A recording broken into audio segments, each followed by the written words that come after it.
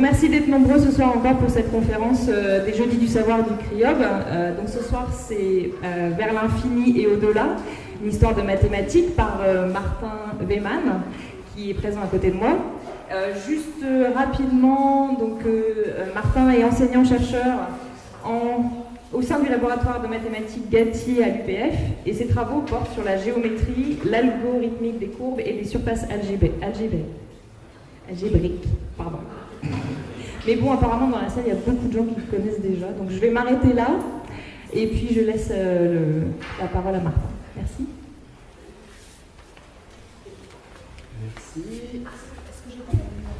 Oui. Bonjour à tous.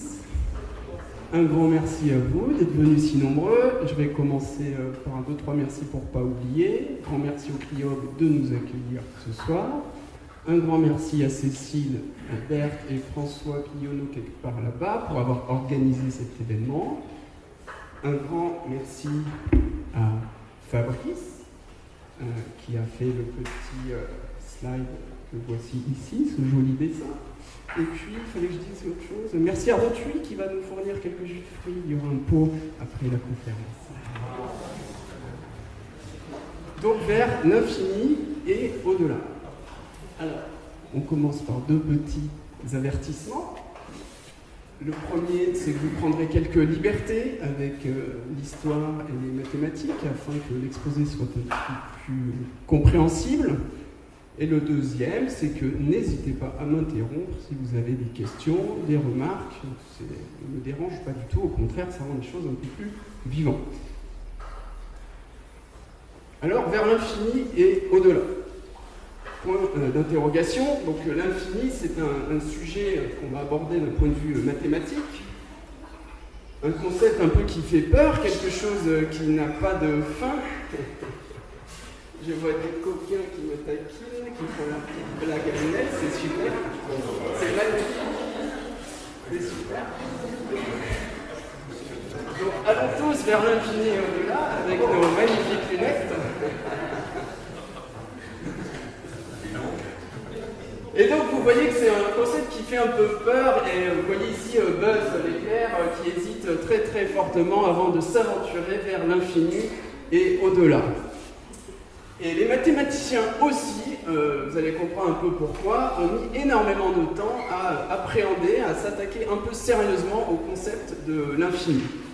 Et quand ils s'y sont attaqués, vers la fin du 19e siècle, ils ont découvert des propriétés assez remarquables que je vais essayer de vous raconter ce soir. Et ces propriétés, à leur tour, ont eu des conséquences vraiment importantes sur les fondements même des mathématiques. Elles ont un peu cassé l'idée d'un monde mathématique parfait. Et je vais essayer aussi de vous raconter cette petite histoire. Alors, il y aura trois parties. On va essayer de comprendre un peu qu'est-ce que c'est l'infini, cette petite histoire de l'infini, pourquoi ça fait un petit peu peur aux mathématiciens, pourquoi ils ont mis du temps à s'y attaquer. Une fois qu'on aura accepté un peu cette notion d'infini, on va se poser la question centrale de l'exposé, est-ce qu'il y a plusieurs infinis? Est-ce que ça a un sens de dire qu'il y aurait un infini plus gros qu'un autre? Et enfin, s'il reste du monde dans la salle, on verra les conséquences un peu de ces résultats, des réponses aux questions qu'on s'est posées. Vous voyez en face un petit hommage au Xterra. J'ai prévu, normalement, il ne faut pas plus de 20 diapositives pour une heure, j'en ai prévu 55. Vous allez souffrir, ça va être sympa. Alors d'abord, c'est quoi l'infini? Donc c'est un concept qui a mis du temps à émerger en mathématiques. Alors, quand même, les gens y pensaient déjà il y a longtemps. Euclide, il y a 2000 ans, parlait d'une quantité plus grande que n'importe quelle quantité finie. Voilà une jolie définition, une jolie représentation de l'infini. C'est plus grand que n'importe quoi, que n'importe quelle quantité finie que tu peux me donner. Une question un peu provocatrice, ou pas d'ailleurs, l'infini existe-t-il? Existe-t-il dans la nature, dans l'univers? Eh bien franchement, bonne question, j'en ai strictement aucune idée, je ne suis pas là pour y répondre ce soir, juste pour rappeler que l'univers, la théorie du Big Bang actuelle, l'univers c'est un petit peu une bulle, hein, d'un volume fini, qui a un âge fini, qui a 15 milliards d'années, qui contient un nombre fini de particules élémentaires, d'atomes, environ 10 puissance 80, qu'on ne peut pas dépasser une certaine vitesse finie, la vitesse de la lumière, et plus troublant, on ne peut pas disséquer, couper indéfiniment l'espace et le temps, il y a des distances et des temps incompressibles. Voilà. Mais tout ça sont des théories très compliquées, il y a quand même des quantités infinies qui apparaissent, les physiciens essayent de les enlever. Bref, on n'est pas là pour parler de ça. Nous, on va aller plutôt s'intéresser à l'infini en mathématiques. Et l'infini en mathématiques, et ben là on est sûr qu'il existe tout simplement parce qu'on l'invente. Comment on va représenter l'infini en mathématiques? Ça va être qui vont être nos amis, hein, nos grands amis de la soirée, ça va être les nombres entiers naturels. Donc on va admettre deux choses, c'est que 0 existe, 0 est un entier naturel, et tout nombre entier naturel a un successeur. Du coup, après 0, il y a un mec, je l'appelle 1, après 1, il y a un autre mec, je l'appelle 2, etc. Et ça ne s'arrête jamais.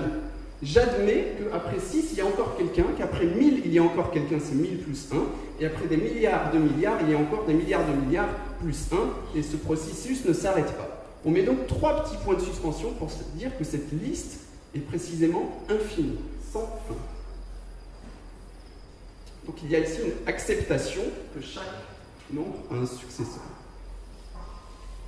Alors plutôt que parler des nombres, on va plutôt parler de l'ensemble des nombres entiers. Donc on va mettre deux accolades autour de cette liste pour dire qu'on considère d'un seul bloc l'ensemble de ces nombres et on le note grand N comme naturel. Donc c'est un ensemble infini. Alors il y a d'autres ensembles infinis, l'ensemble Z, comme Zahlen, allemand Zahlen, qui veut dire nombre, j'ai vérifié ce matin sur Wikipédia, qui désigne l'ensemble des nombres entiers relatifs. On a rajouté tous les nombres négatifs. On autorise maintenant le fait que chaque nombre est aussi un prédécesseur. 0 a un prédécesseur, je l'appelle -1, -1 a un prédécesseur, je l'appelle -2, etc. Et donc j'ai une liste qui est doublement infinie. Infinie à gauche et infinie à droite. Okay, ce sont des nombres relatifs. Je présente 253 ensemble, on en est au troisième. Ensuite, nous avons ici l'ensemble des nombres rationnels, les fractions. Donc les fractions, c'est tout ce qu'on peut obtenir lorsqu'on gradue une règle, hein, lorsqu'on découpe. On peut découper une tarte ou tout ce que vous voulez. C'est tout ce qu'on obtient quand on découpe des nombres entiers en petites parties. Alors là, c'est une liste qui semble beaucoup plus infinie que les autres, parce qu'entre deux fractions, il y a une infinité de fractions. Hein, puisqu'entre deux fractions, je peux toujours en trouver une. La moyenne de deux fractions est une fraction. On met aussi, il y a des fractions négatives, des fractions positives. Vous voyez aussi que, je vais utiliser ça, voilà. Vous savez aussi qu'un nombre entier est une fraction. 2, c'est pareil que 2 sur 1. Voilà. Et donc, à force de découper indéfiniment notre règle, on obtient cet ensemble Q de fractions. Alors c'est très troublant, il n'y a plus de fraction suivante. Hein, ça n'a pas de sens de dire la fraction suivante. Il n'y a plus de successeur immédiat ou de prédécesseur immédiat. À force de découper, on pourrait imaginer qu'on va arriver à attraper tous les points de la règle, tous les points de la droite. D'accord ? Eh bien, c'est faux. Pour attraper tous les points de la droite, il faut considérer l'ensemble que l'on note R de tous les nombres réels, les nombres à virgule. Tous les nombres que l'on peut écrire avec une infinité de chiffres après la virgule. Par exemple, pi, il manque une virgule, justement, c'est 3,14, vous devez savoir ça, je pense. Pi est un nombre réel, un nombre à virgule, qui n'est pas une fraction. La racine carrée de 2, la solution de la racine carrée de 2 n'est pas une fraction. Voilà. Donc avec tous les nombres à virgule, on représente ainsi tous les points de la droite. Donc je vous ai présenté 4 ensembles de nombres qui sont tous inclus les uns dans les autres. Un antinaturel est aussi un relatif est aussi un rationnel est une fraction, et un rationnel est aussi un nombre réel. Donc ces 4 ensembles infinis sont inclus l'un dans l'autre. Mais sont-ils pour autant plus gros l'un que l'autre? Et c'est à cette question qu'on va essayer de répondre. Alors évidemment, avant de répondre à une question, il faut que les mots de la question soient bien définis. Qu'est-ce que ça veut dire plus gros? D'accord. On va plutôt définir qu'est-ce que ça veut dire autant.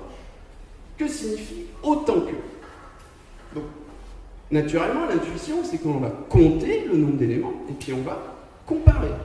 Ici, on a un ensemble A de 5 chaises, un ensemble B de 5 individus, donc les deux ensembles ont autant d'éléments. Évidemment, si les ensembles sont infinis, je ne peux plus compter. C'est un processus sans fin. Donc il me faut une autre technique pour comparer la taille des ensembles sans compter. Vous pouvez peut-être deviner cette technique si par exemple je vous demande, y a-t-il plus d'individus dans cette salle que de chaises? Ou y a-t-il autant d'individus que de chaises? Vous allez dire non, il y a moins d'individus que de chaises. Est-ce que vous avez compté le nombre d'individus? Non.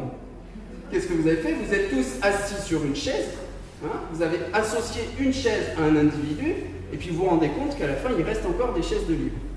Voilà le principe qu'on va mettre en place, hein, c'est le principe de la bijection. Donc on va essayer, quand on va se donner deux ensembles, pour comparer leur taille, plutôt que de compter les éléments, on va essayer d'établir une correspondance parfaite entre les éléments de l'ensemble A et les éléments de l'ensemble B. On va essayer de créer des flèches entre les éléments de A et les éléments de B, de manière à ce que chaque élément de B soit atteint par un élément de A et soit atteint une seule fois. On appelle une correspondance parfaite, comme cela, une bijection. Vous êtes d'accord avec moi que si j'ai une correspondance, comme c'est un accouplement parfait entre les éléments de A et les éléments de B, j'en déduis que j'ai autant d'éléments. D'accord? Je n'ai plus besoin de compter pour comparer la taille de mes ensembles. Et c'est cette approche que je vais utiliser pour comparer la taille des ensembles infinis. Donc c'est la définition fondamentale de ce qu'on appelle maintenant la théorie des ensembles, qui est proposée par Georges Cantor, qui va être le grand artisan de cette soirée, de cet exposé. On dit que deux ensembles A et B ont autant d'éléments s'il existe une bijection entre ces deux ensembles. Autrement dit, s'il existe une correspondance parfaite entre les éléments de A et les éléments de B. Qui a envie de partir? Ah, pas toi. Tu es mon fils, tu peux pas dire ça. Fournissez les Doliprane. Pardon? Vous fournissez les Doliprane.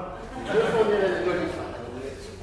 Vous allez voir, on va mettre en œuvre cette définition et vous allez au fur et à mesure l'intégrer. D'accord? Donc vous voyez, Cantor a publié cette nouvelle définition.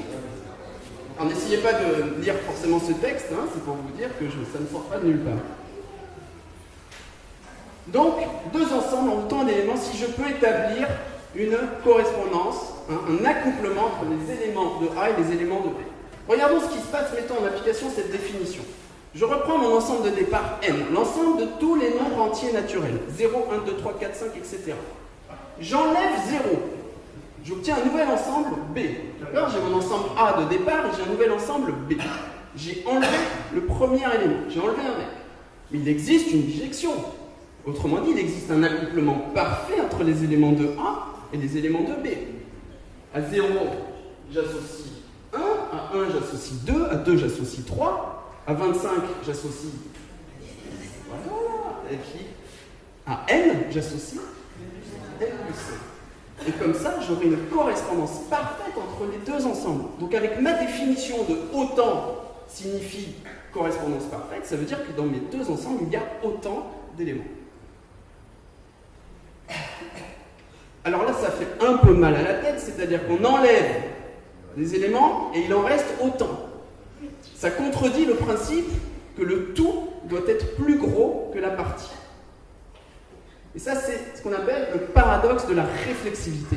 Et c'est ce problème qui a bloqué les recherches des mathématiciens, sur l'infini.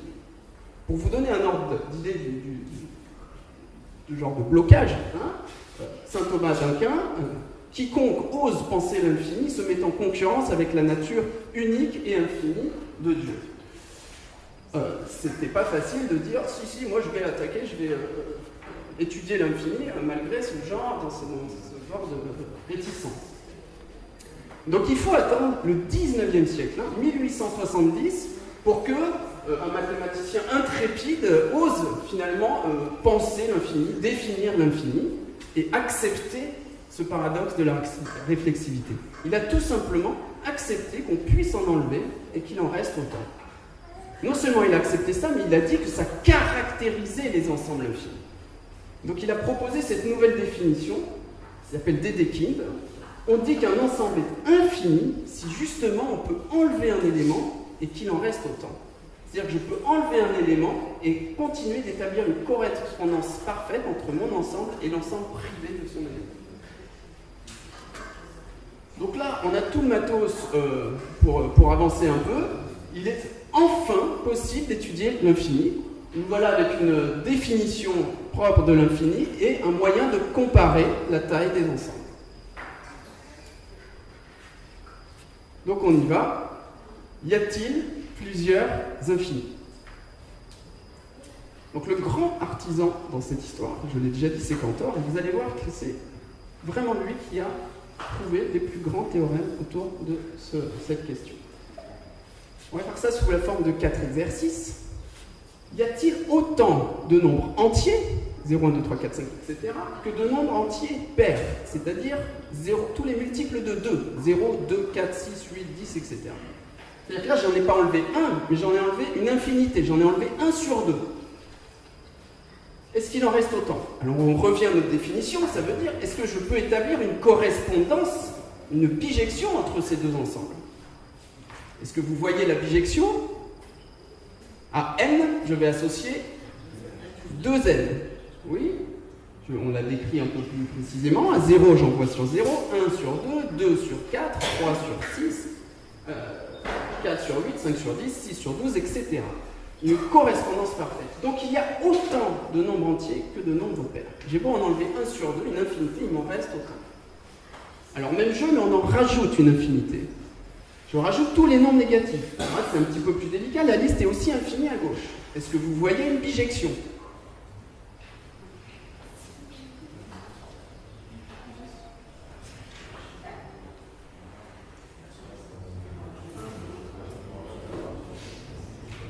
Les nombres impairs sur les négatifs et les nombres pairs sur les positifs.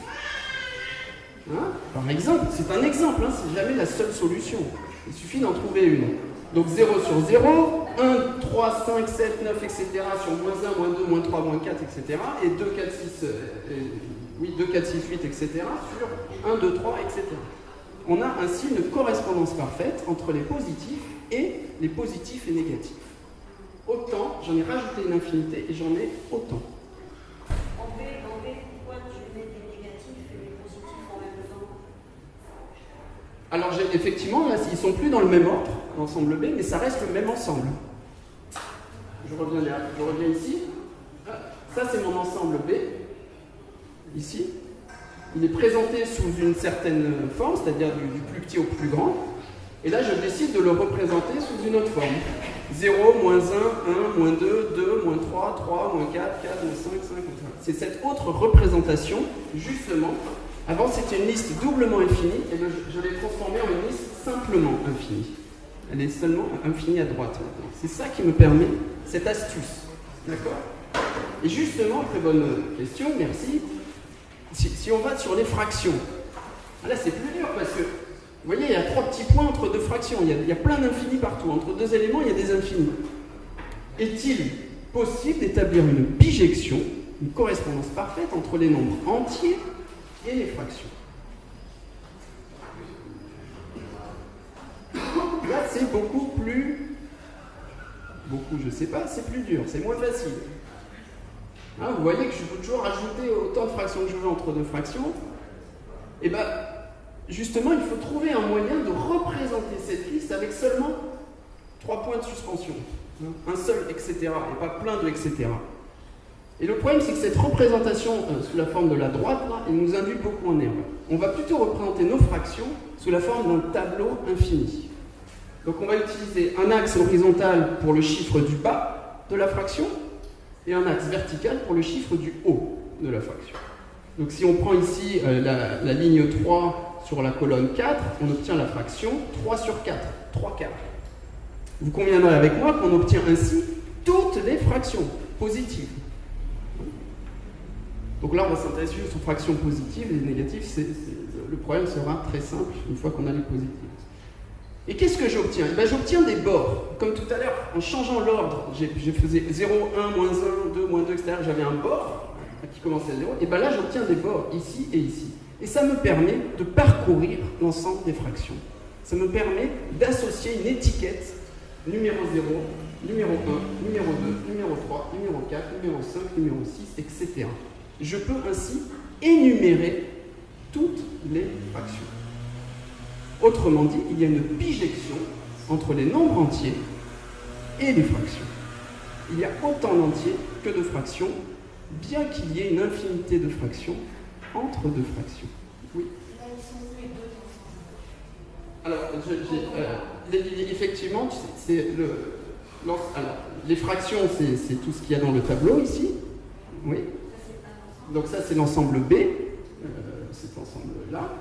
Et cet ensemble 0, 1, 2, 3, tu as tout à fait raison, je ne l'ai pas représenté, je le mets ici. Là, c'est lui, je lui associe le chiffre 0, lui, je lui associe le chiffre 1, lui, je lui associe le chiffre 2, lui, je lui associe le chiffre 3, lui, le 4, lui, le 5, lui, le 6, lui, le 7, lui, le 8, lui, le 9. D'accord? Donc, je ne les ai pas écrits, les chiffres, ça faisait trop... Mais c'est juste l'idée qu'on peut les parcourir, en fait. Donc, le fait qu'on puisse les parcourir l'une après l'autre, ça veut dire que finalement, on peut leur associer un numéro. D'accord? C'est bon? Ça ouais. On peut, ouais. Oups. On peut associer un numéro. C'est vraiment, là, je ne les ai pas représentés, mais là je pourrais écrire 0 sous cette fraction. C'est chaque piqué que vous rencontrez au cours de votre parcours, vous mettez le numéro du piqué, d'accord? Et le numéro du piqué, ça correspond au nombre entier naturel. Plus dur. Il nous reste, on a vu 4 ensembles de nombres, les 3 premiers c'était à chaque fois le même infini, parce qu'on pouvait toujours mettre une bijection avec les nombres entiers. Il nous reste un petit espoir de s'amuser, sinon voilà, ça va être tous les nombres à virgule. Hein, on va considérer tous les nombres à virgule. Est-il possible d'énumérer, de lister tous les nombres à virgule? Peut-on énumérer tous les points de la droite? Existe-t-il un parcours de mettre des étiquettes, des numéros à tous les points de la droite? Eh bien, la réponse, cette fois, est non. Hein, c'est Cantor qui démontre cela sous la forme de ce petit diagramme qu'on appelle la diagonale de Cantor. En 1874, il démontre qu'il n'y a pas de bijection entre les nombres entiers et les nombres à virgule. Son raisonnement est le suivant. N'ayez pas peur, je vous assure que vous pouvez comprendre. Son raisonnement est le suivant. Il suppose au contraire qu'il y a une bijection. Ça veut exactement dire qu'il peut énumérer tous les nombres à virgule. Donc il peut dire, lui, je vais lui donner le numéro 1, donc c'est le nombre à virgule, je le note x1. Ensuite, je vais avoir mon deuxième nombre à virgule, le nombre à virgule x2.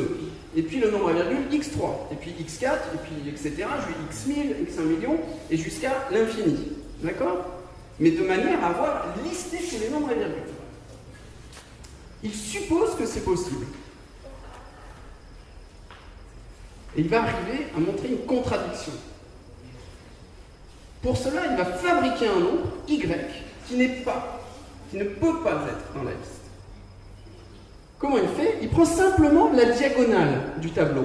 Hein? Donc ça vous fait un tableau, on a tous les nombres à virgule. C'est un tableau infini, hein, vous comprenez bien, c'est infini vers le bas, après x9, x10, x11, etc. et c'est infini à droite. Donc vous avez une diagonale, ça vous donne une séquence de chiffres. Vous modifiez chaque chiffre, vous ajoutez 1. D'accord? Donc le 0 se transforme en 1, le 4 en 5, le 2 en 3, etc., etc. Vous obtenez une nouvelle séquence de chiffres. Donc ça vous donne un nouveau nombre à virgule, que j'appelle y. D'après mon hypothèse, ce nombre y doit être dans ma liste. Oui. Mais je l'ai fabriqué de manière à ce que son énième chiffre soit différent du énième chiffre de xn. Je reprends. Prenons un exemple. Si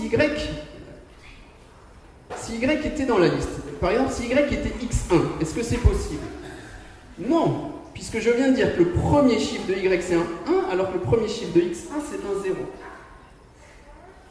Alors y pourrait peut-être être à la position 2. Si y est x2, c'est impossible non plus, puisque le deuxième chiffre de y, c'est le deuxième chiffre. C'est différent du deuxième chiffre de x2. Oui? Y ne peut pas être non plus x3, parce que là j'ai un 3 et là j'ai un 2, etc. Et donc y ne peut pas être en position n, parce que son nème chiffre a été construit de manière à être différent du nème chiffre de xn. Donc y ne peut être dans aucune position. Ce nombre y que je fabrique ne peut pas être dans la liste.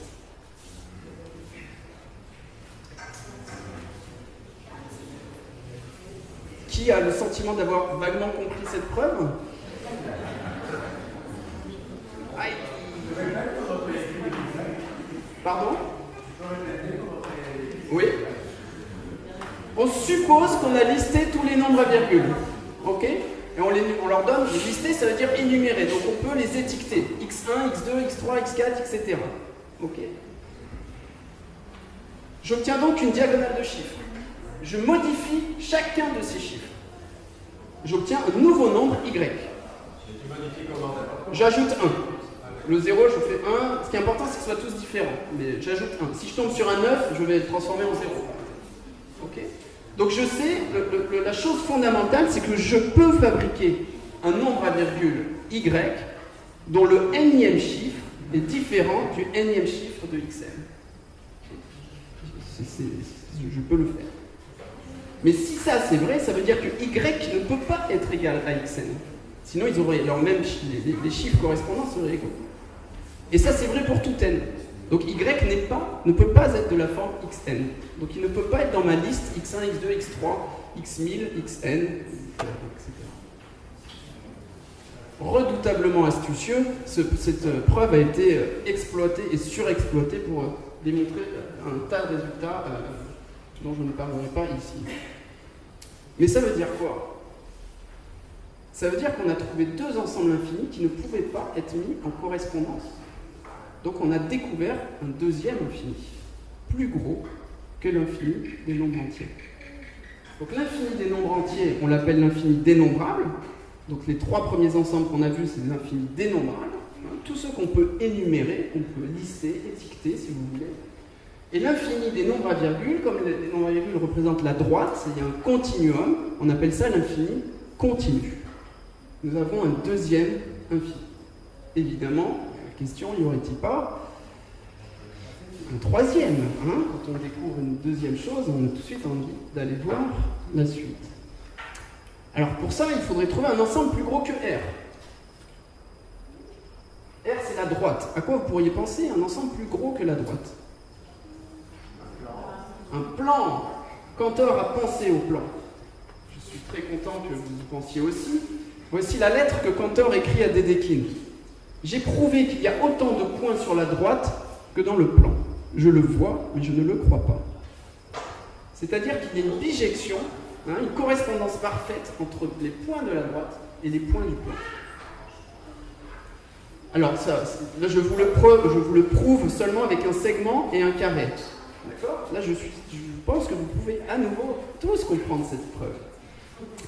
Donc le segment, c'est le segment 0,1. Donc un point sur ce segment, c'est un nombre à virgule qui commence par un 0, puis après avec une infinité de chiffres après la virgule. Ce nombre, c'est t, comme le temps par exemple. 0,724, 1, etc. Un point dans mon carré maintenant, ça va être, le carré, je vais prendre, le point, il faut deux nombres pour positionner un point dans un plan. Là, je vais prendre un axe horizontal juste entre 0 et 1, et là entre 0 et 1. Donc x va me donner la position sur cet axe, et y la position sur cet axe. Ok? Maintenant, qu'est-ce que Cantor a fait? Eh bien, il a pris simplement un chiffre sur deux, ici, il a fabriqué x, en bleu, il a pris un chiffre sur deux ici, il a fabriqué y, d'accord? Et il s'est rendu compte qu'en fait, avec tous les chiffres entre 0 et 1, il pouvait fabriquer tous les chiffres x entre 0 et 1 et tous les chiffres y, tous les nombres entre 0 et 1. Autrement dit, tous les points du carré. Donc il a ainsi établi une correspondance parfaite entre le segment et le carré. Et il en déduit une correspondance parfaite entre la droite et le plan. Et puis il se rend compte aussi qu'il peut s'amuser avec trois couleurs. plutôt qu'avec 3 couleurs, il va faire pareil, puis il va faire X, Y, Z. Et il va obtenir un cube. Une bijection entre le segment et le cube, donc entre la droite et l'espace. Et puis il vous fait pareil à 4 couleurs, et puis il a même montré que vous pouvez faire pareil avec une infinité de couleurs. Donc en fait, il y a autant de points sur la droite que dans l'hyperespace de dimension infinie. Donc quand on cherche un infini plus gros que la droite et qu'on se dit que l'hyperespace de dimension infinie est trop petit, ça calme un peu, on se dit que peut-être que finalement il n'y en a quand même que 2 des infinis. Alors ça, c'est génial, mais j'ai pas le temps d'en parler. N'hésitez pas à me poser des questions. Ça a beaucoup choqué les gens qu'on puisse recouvrir le plan avec une droite. Hein, et donc des gens se sont amusés à essayer de comprendre comment on pouvait recouvrir le plan avec une droite. Une petite digression là-dessus, on pourrait y revenir si vous êtes motivé. Donc là, c'est le moment de se poser la question, est-ce qu'il y a un infini? Oui. Est-ce que tu peux faire une bijection entre les 2 infinis? Quels infinis? Les 2 infinis que l'on a montré tout à l'heure. Entre ces deux-là? Non, l'autre d'avant. Voilà, là. Lui et lui? Oui, entre les nombres et continus. Ah non, c'est justement, c'est cette preuve-là. Cette preuve-là nous dit exactement qu'il n'y a pas de bijection entre ces 2 infinis. C'est à partir de cette preuve qu'on s'est mis à donner un nom aux infinis, puisqu'il y en avait 2, donc on a dû leur donner des noms. On ne pouvait plus dire l'infini. On a dû dire l'infini dénombrable et l'infini continu. Est-ce que l'infini dénombrable, c'est pas une contradiction? Non, parce que c'est dénombrable, c'est-à-dire c'est l'idée de pouvoir énumérer les éléments, mais à l'infini. C'est l'infini discret, c'est-à-dire qu'il y a une notion de suivant. C'est une notion de suivant. C'est vraiment la notion de l'idée que tu peux parler de successeur. Donc tu peux, voilà, c'est les secondes, quoi. Tic, tac, tic, tac. Ça, c'est l'infini dénombrable, et l'infini continu, c'est voilà. Donc, voilà, ici, non. Donc, l'orateur semble public, oui, non, peut-être. On a vraiment envie de s'amuser, donc on a envie de croire qu'on va en trouver d'autres. Et là, c'est le drame, le magnifique théorème de Cantor. L'ensemble P de A des parties de A est plus gros que A. Ok. C'est le moment où je fais un tout petit dessin.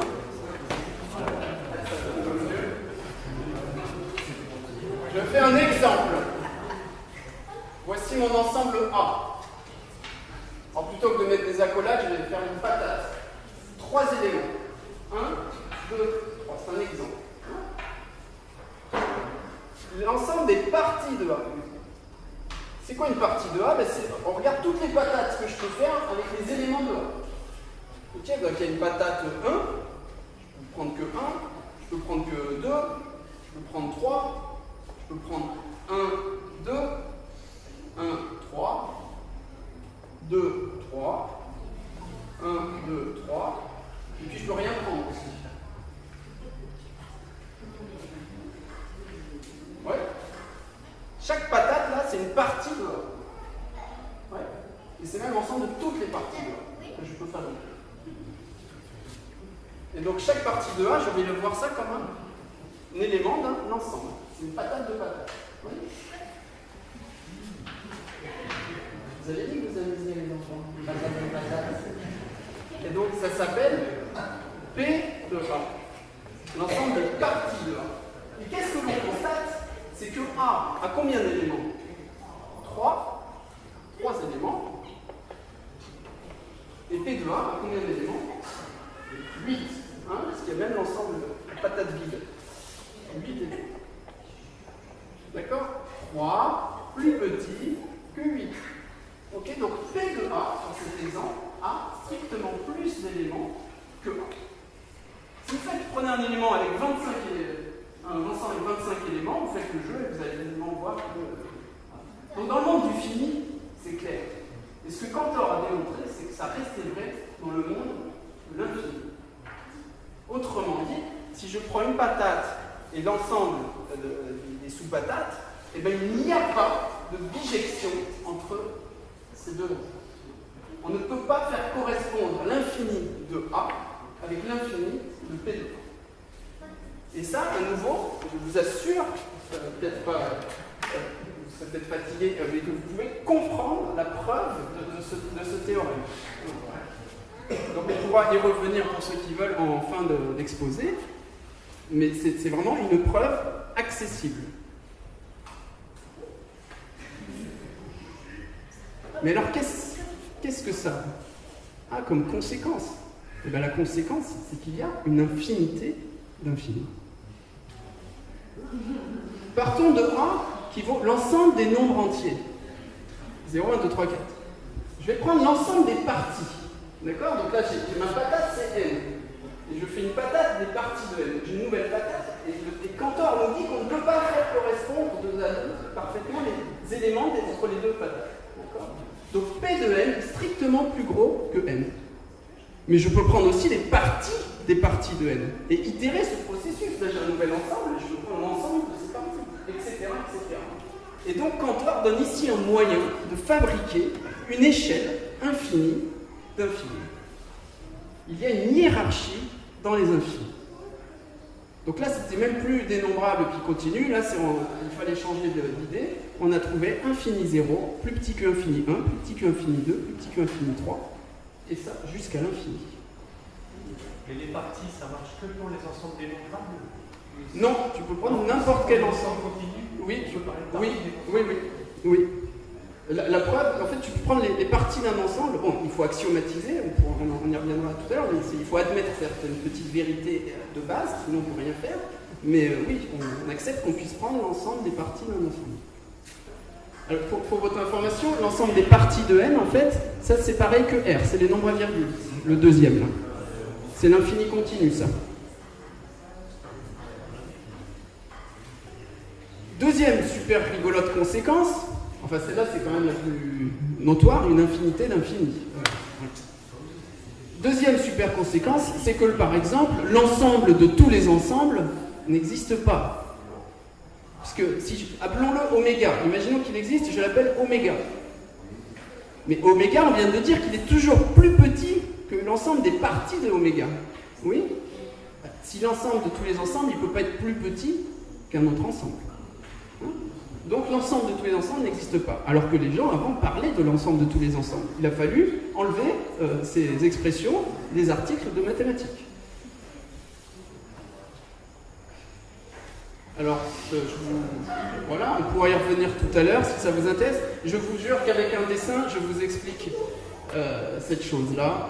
On passe. On passe aux conséquences de ces résultats. Il est interdit de quitter la salle. Donc on va parler d'un combat un petit peu, alors je le mets un peu sous forme de combat dans la suite de l'exposé, mais vous allez voir un peu, entre les finitistes et les infinitistes. En 3 petits volets. Première question, le fini a-t-il besoin du fini? C'est bien sympa d'aller jouer à l'infini dans notre bac à sable, mais finalement on en a un peu rien à faire. Nous on s'occupe plutôt de propriétés finies, notre monde est fini, on fait des choses finies. Donc oui, tu t'amuses avec tes infini 0, infini 1, infini 2, mais finalement, franchement, on n'en a rien à faire. Alors l'histoire commence par la comparaison entre deux classes de nombres. Donc il y a deux familles de nombres réels. Tous les nombres à virgule peuvent être séparés en deux familles très importantes, qui sont la famille des nombres algébriques. Donc ce sont des racines de polynômes entiers, pour ceux qui connaissent. Par exemple, un tiers, qui est une fraction, c'est la solution de 3x moins 1 égale 0. Racine de 2, solution de x carré moins 2 égale 0. Donc toutes les fractions sont algébriques, mais il y a plein d'autres mecs, des racines carrées, tout ça. C'est pas grave si là vous êtes perdu sur ces trucs-là, c'est vraiment pas important. Ce qu'il faut retenir, c'est qu'il y a deux familles de nombres. Et donc il y a Liouville qui a montré, en 1850, qu'il a trouvé un nombre qui ne faisait pas partie de cette famille, qui n'était pas solution d'un polynôme. Il a dit, il y a des nombres qui ne sont pas algébriques. On n'a pas trouvé beaucoup, on a trouvé un ou quelques-uns. Et puis Lindemann, par exemple, en 1882, montre que pi n'est pas solution d'un polynôme. Ce n'est pas un nombre algébrique. Donc les gars, ils les ont appelés des nombres transcendants, puisqu'ils ont l'air vachement compliqués, mais ils étaient extrêmement rares. On en connaissait seulement quelques-uns, et on s'est dit, c'est bizarre, il y a des espèces d'erreurs de la nature qui traînent sur la droite, là, qu'on appelle ça des nombres transcendants. Et donc, the question, évidemment, est-ce qu'il y en a beaucoup? Est-ce qu'ils sont rares? Est-ce qu'il y en a une infinité de nombres transcendants? On n'arrivait absolument pas à en trouver. Et bien Cantor, avec son théorème de l'infini continu, il a montré que les nombres algébriques pouvaient être mis en bijection avec les nombres entiers. Autrement dit, il y a une infinité dénombrable de nombres algébriques. D'accord? C'est-à-dire que les nombres algébriques, si vous avez repensé à votre droite, les nombres algébriques, on peut penser que c'est simplement 0, 1, 2, 3, 4, 5. Donc enlever les nombres algébriques, c'est comme enlever 0, 1, 2, 3, 4, 5. Et il va vous rester essentiellement toute votre droite, d'un point de vue de la taille. Ça veut dire que ceux qui restent, les transcendants, ils sont une infinité continue, une infinité non dénombrable. Donc en fait, ce que les gens croyaient être la règle, ils pensaient que les algébriques c'était la règle, mais pas du tout. Les algébriques c'est l'exception. Si vous prenez un nombre au hasard, il sera transcendant. Et donc Cantor a montré que, a vraiment bouleversé les certitudes avec son idée de deux infinis. Mais par contre, c'est une preuve d'existence pure, absolument pas constructive. Cantor est incapable de construire un nombre transcendant. Il a prédit, il dit, il en existe une infinité non dénombrable, mais je suis incapable de vous construire une famille infinie de nombres transcendants. Même pas un. Même pas capable de vous dire si un nombre est transcendant. Et ça, c'était choquant. Donc là, ça commence à chauffer un peu sérieusement. Il y a des mathématiciens qui refusent qu'on puisse prouver quelque chose sans pouvoir le construire. Kronecker, qui était le directeur de thèse de Cantor, dit « Ce ne sont plus des maths, c'est de la théologie ». Hilbert répond, lui c'est un défenseur de Cantor, « Personne ne nous délogera du paradis que Cantor a créé pour nous ». Cantor, un peu plus timidement, ajoute cher directeur de thèse, l'essence des mathématiques réside dans leur liberté, tu ne peux pas m'enlever ma preuve qu'il y ait une infinité de nombres transcendants. C'est le début de la crise des fondements. Donc il y a deux visions.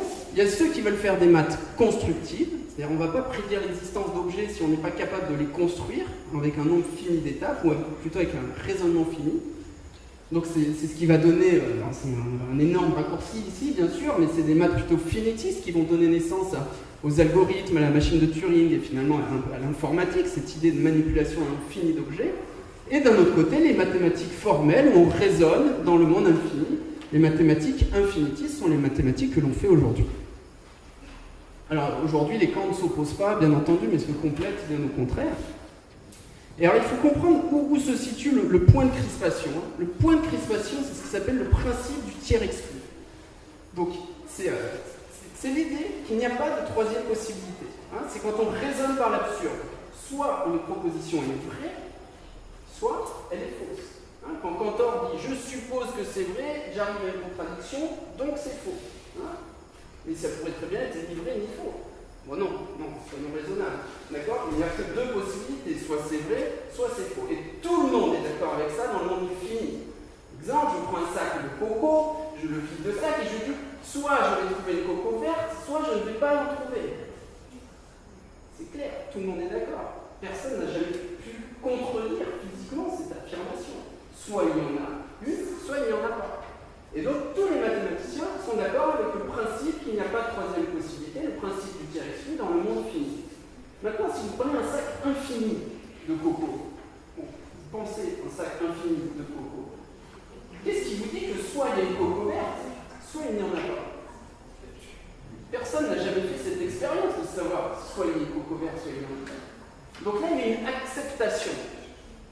Il y a une démarche intellectuelle, il va falloir accepter que le tiers exclu est valide même dans le monde infini. Hilbert, il était un grand défenseur de ce principe, il disait si vous enlevez ce principe aux mathématiciens, c'est pareil que d'interdire le télescope aux astronomes ou aux boxeurs l'usage des points.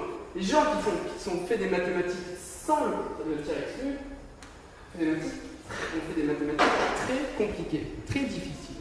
Mais voilà, deux branches des maths. Alors, ça je vous l'épargne. Toute propriété finie, donc nous avons maintenant deux clans, les finitistes et les infinitistes. Alors évidemment, on a envie de dire qu'on ne va pas trop se marcher sur les pieds, et au moins la question se pose, ok, vous faites des maths finis, mais est-ce que vous êtes sûr que vous n'avez pas besoin de nos infinis?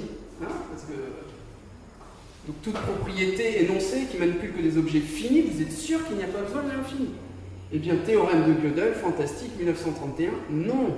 Il y a des propriétés, des énoncés finis qui manipulent des objets finis qui, pour être prouvés, font nécessairement appel à l'infini.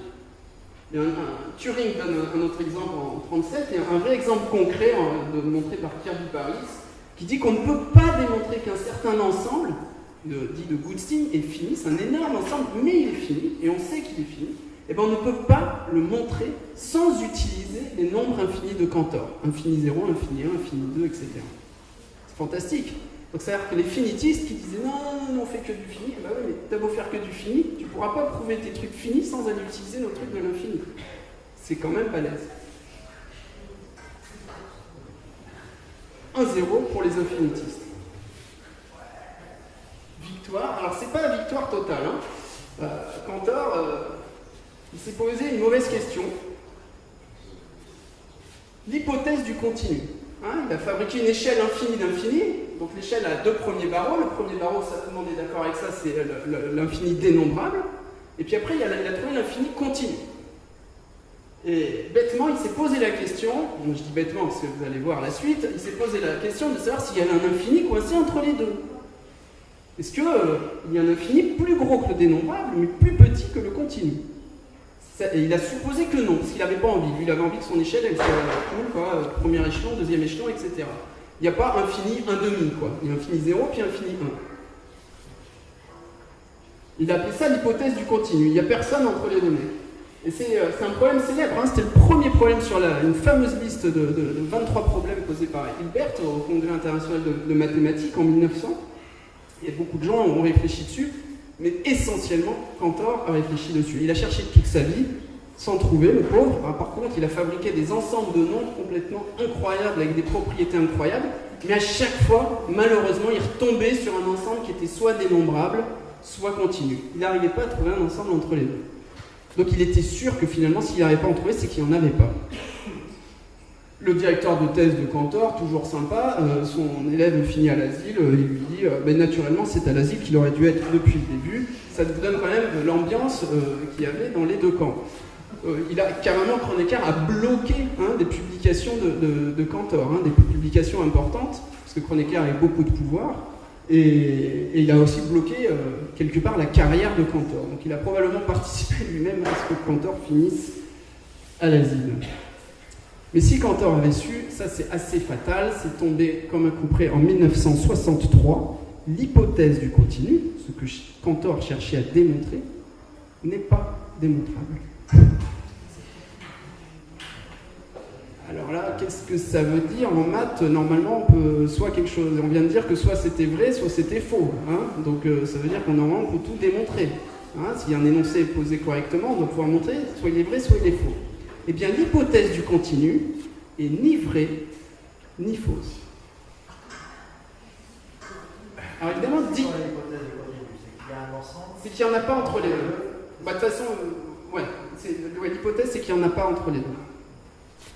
Ni vrai, ni faux. Alors, il faut préciser ça pour un petit peu. Je précise une seconde. Les mathématiques, c'est un ensemble de théorèmes, de résultats que l'on déduit à l'aide de raisonnement, d'une liste d'axiomes. D'accord? Donc les axiomes sont les vérités admises, les propriétés que l'on admet. Par exemple, par 2 points passe une droite. C'est pas vraiment facile à montrer, donc c'est plutôt des choses qu'on va admettre et puis après on va essayer de déduire d'autres choses. Mais il y a un moment, il faut commencer, il faut se donner des règles du jeu. Si vous jouez au Lego sans pièces de Lego, c'est vraiment pas facile. Donc les axiomes, ils sont ici, c'est des petites pièces qu'on se donne pour jouer. Et puis après, les théorèmes, ça c'est il y a des gens qui construisent les théorèmes, il y a ceux qui prédisent ce qu'on peut construire, etc. Mais c'est tout ce qu'on peut penser, déduire de notre liste d'axiomes. D'accord? Et bien le théorème de Cohen, que l'hypothèse du continu n'est pas démontrable, pour être un petit peu plus précis, la théorie des ensembles, c'est une théorie qui est basée, donc, on se donne une liste d'axiomes, donc l'ensemble vide existe, 0 existe, et puis il a un successeur, ce genre de petites vérités qu'on doit admettre, quelques axiomes, et avec lesquels tout le monde jouait. Et bien Cohen a montré que l'hypothèse du continu ne pouvait pas se déduire des axiomes de la théorie des ensembles. Et donc on se retrouve face à quelque chose d'extraordinaire, c'est qu'on doit faire un choix. C'est à nous de choisir si on décide qu'il y a un infini coincé entre les deux. En majorité, on fait des mathématiques en supposant qu'il n'y en a pas entre les deux, mais on peut aussi tout aussi bien dire qu'il y en a un. Donc en fait, on n'essaye pas de rajouter brutalement cet axiome, on essaye d'ajouter des axiomes un peu plus fins, qui sont beaucoup plus intuitifs, plus naturels, avec lesquels tout le monde est d'accord, à partir desquels on pourrait espérer démontrer l'hypothèse du continu, qu'elle soit vraiment vraie ou vraiment fausse. Il y a des théorèmes qui sortent, des résultats qui sont sortis en 2017 sur ces thématiques. Oui. J'ai du mal à comprendre comment on peut démontrer que quelque chose n'est pas démontrable. Ah, mais ça, du coup, c'est fantastique. Par exemple, j'ai un exemple super pour ça. C'est juste que à la fin, si c'est possible, parce que je voudrais finir sur quelque chose. Et je répondrai à ta question avec un exemple. Donc c'est une revanche des finitistes. Hein. Oh, les infinitistes, vous avez accepté le tiers exclu, hein, c'est-à-dire que dans le monde infini, que soit c'est vrai, soit c'est faux, et ben vous avez trouvé l'hypothèse du continu qui n'était ni vraie, ni fausse. D'accord ? Alors c'est un très très bel exemple, il est très facile à comprendre, il prend deux diapositives, je vous en parlerai, et c'est avec la géométrie hyperbolique, c'est très sympa. Enfin, j'en parlerai à ceux qui sont motivés. Donc troisième chose, rêve et des illusions. Je finis ces deux diapositives. Hein. On voit bien qu'il y a des petites incohérences, des poussières, des choses pas démontrables, il y a des embrouilles, quoi. Hein. Hilbert dit il va falloir mettre un grand coup de balai. C'est pas possible qu'il y ait des choses qui ne soient pas démontrables, c'est pas possible qu'il y ait des paradoxes, etc. Donc il va falloir mettre un coup de balai définitif. Voilà le programme de Hilbert. Plus de paradoxes et plus de propositions indémontrables. En fait, on dit plutôt indécidables, nous on va dire indémontrables. Donc, plus précisément, Hilbert cherche un système d'axiomes qui soit à la fois cohérent, c'est-à-dire qu'on ne veut pas qu'il y ait des énoncés qui soient à la fois vrais et faux, hein, pas de paradoxe, et complet. On ne veut pas qu'il y ait des énoncés, comme l'hypothèse du continu, qui soient ni vrais ni faux. Donc, pas d'indémontrable. Donc là, ça bouillonne dans tous les sens, c'est l'ère de la logique, il y a différents courants mathématiques, les constructivistes, etc., des algorithmes, la machine de Turing. Boum, des illusions. Kurt Gödel, encore lui, arrive et torpille l'idée que partageaient probablement 99,99% des mathématiciens qu'il existait un système d'axiomes parfait dans lequel il n'y aurait plus de soucis. Il n'existe pas de système d'axiomes qui soit à la fois cohérent et complet.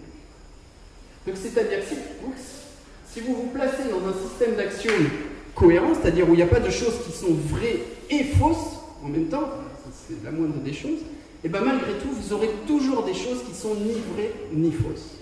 Des choses indémontrables. Et ça a été, je ne sais pas si vous vous rendez compte, probablement que certains d'entre vous le découvrent aujourd'hui. Mais je veux dire, il y a des choses qui sont ni vraies ni fausses, qu'on ne peut pas déduire. Alors des choses, et ce pas des choses farfelues, hein, c'est des énoncés correctement posés, bien entendu, que l'on ne peut malgré tout pas déduire. Typiquement, l'hypothèse du continu. Donc l'hypothèse du continu, vous pouvez la rajouter à la théorie des ensembles, à votre liste d'axiomes, dire ok, on va dire qu'il n'y a personne entre les deux premiers barreaux, mais n'empêche que malgré que vous ayez rajouté cette chose-là, vous allez découvrir forcément à un moment un nouvel énoncé que vous ne pourrez pas lui-même démontrer et qu'il faudra à son tour ajouter ou pas à votre liste d'axiomes. C'est assez fantastique. Mais bon, quand même, les gars, ils sont rassurés, ils se sont dit ouais, ok, il y a des trucs qu'on ne peut pas trop démontrer, mais c'est dans le flou, c'est loin, c'est pas trop grave. Au moins, il n'y a pas de vrai et faux. Hein, parce que s'il y a des trucs vrais et faux, là, vraiment la baraque se casse, quoi. Mais ils se sont quand même dit, mais au fait, comment on sait si un système d'axiomes, il n'y a pas de vrai et faux, quoi, hein, si le système est cohérent. Deuxième coup de torpille de Gödel, un système d'axiomes ne peut pas prouver lui-même qu'il est cohérent. C'est-à-dire qu'aujourd'hui, c'est la double peine. Aujourd'hui, on fait des maths, on utilise des systèmes d'axiomes. Hein, et si un jour on trouve une incohérence, on dit ah voilà, il faut changer d'axiome, et puis il va falloir tout rebalayer, tout revoir ce qu'on a fait, d'accord? Donc au jour d'aujourd'hui, en général, les premières incohérences dans les systèmes d'axiomes, on les évacue vite, et puis après, c'est tant que quelqu'un n'a pas trouvé d'incohérence, on se dit qu'on est peinard. Mais on sait, on ne peut pas prouver qu'il n'y aura pas d'incohérence. Donc match nul entre les infinitistes et les finitistes, quel que soit le style de maths que vous faites, vous vous retrouverez toujours avec des choses indécidables, indémontrables, ou avec éventuellement des incohérences, découvrir un jour que en fait, votre système d'axiomes n'est pas... voilà, c'est un peu la catastrophe. Et bien sûr, il y a plein d'autres courants avec plein d'autres axiomes, il y a les ultra infinis, les hyper infinis, donc ça dépend ce qu'on veut accepter, etc. Je ne raconte qu'une toute partie de l'histoire.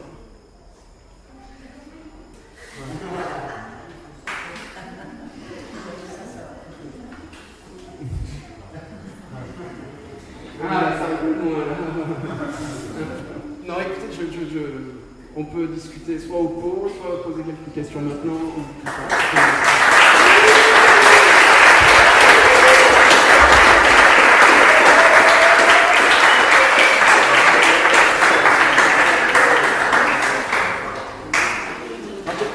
J'aimerais quand même.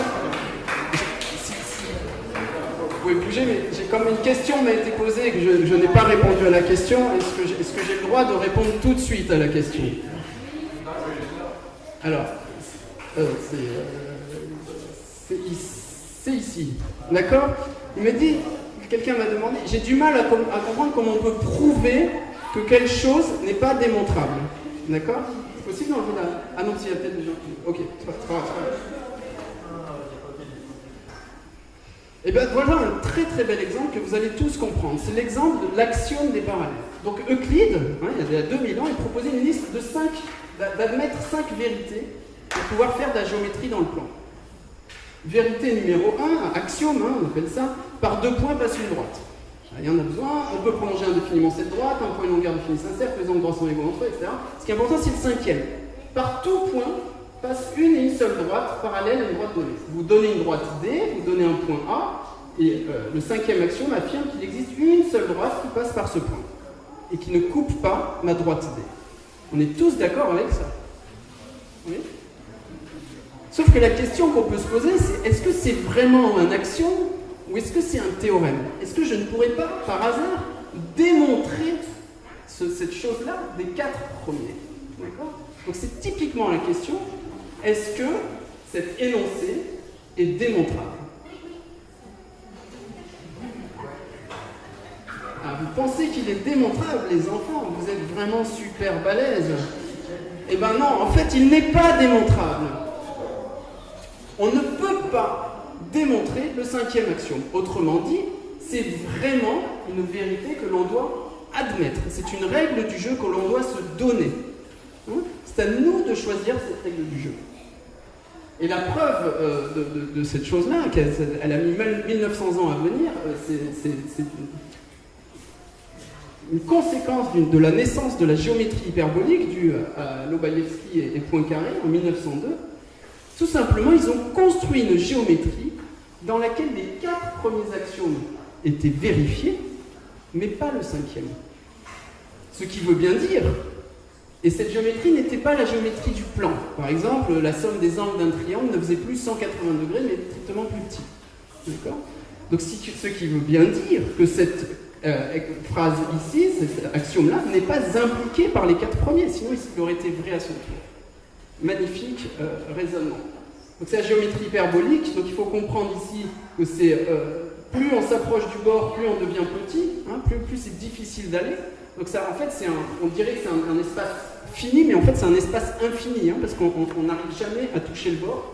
Au fur et à mesure qu'on avance, on rafraîchit. Il faut avoir ce dessin en tête. Et puis, vous pouvez voir que chaque axiome, les 4 premiers sont vérifiés. Par 2 points, vous avez une droite, c'est des trucs violets ou bleus. Là. Et on peut prolonger indéfiniment parce qu'en fait, on rapetissit, on ne touche jamais le bord. Un point et une longueur, ça définit toujours un cercle, c'est juste que le centre, il n'est plus vraiment au centre. Tous les angles droits sont égaux entre eux, c'est vrai. Et par contre, par tout point, si vous prenez par exemple cette droite bleue ici, Et le point oméga ici, vous voyez, il va y avoir plein de droites, une infinité de droites qui vont passer par oméga sans couper la droite bleue. Donc le cinquième axiome ici n'est pas satisfait.